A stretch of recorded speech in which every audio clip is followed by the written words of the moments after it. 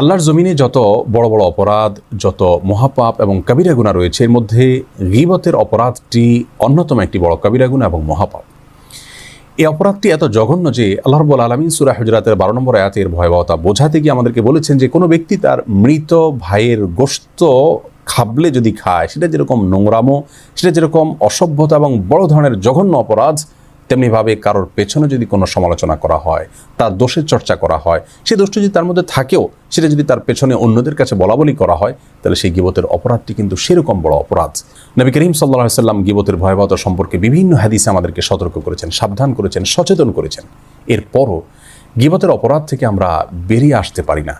প্রতিদিন অগণিত মানুষের অসংখ্যবার গীবত করে ফেলি আমরা। অনেকে আছেন যে অনেক ভালো কাজ করি, কিন্তু গীবতের পাপ থেকে আমরা বেঁচে থাকতে পারি না। বহু মানুষ আছি আমরা যাদেরকে আল্লাহ তাআলা শিরকে আকবরের অপরাধ থেকে, খুন খারাপি, চুরি, ডাকাতি, জেনা, মাদক সেবন, এরকম আরও অনেক বড় বড় অপরাধ থেকে আল্লাহ তাআলা আমাদেরকে বাঁচিয়ে রেখেছেন আপনার অনুগ্রহে, কিন্তু গীবতের অপরাধ থেকে যেন কোনোভাবে আমরা বেঁচে উঠতে পারছি না, বের হয়ে আসতে পারছি না। প্রিয় দর্শক, এই জন্য আজ আমাদের আলোচনার বিষয় হলো, যদি কারোর গীবত হয়ে যায় এবং আমরা বুঝতে পারি যে আমরা অপরাধ করে ফেলেছি, তাহলে সেক্ষেত্রে আমাদের করণীয় কি, গীবতের কাফফারা কি, ক্ষতিপূরণটা কি হতে পারে।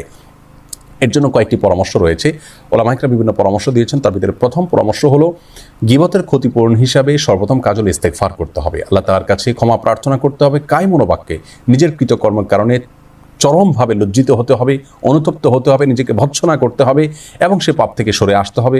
আর ভবিষ্যতে যেন না হয় সেজন্য দৃঢ়ভাবে প্রতিজ্ঞা করতে হবে।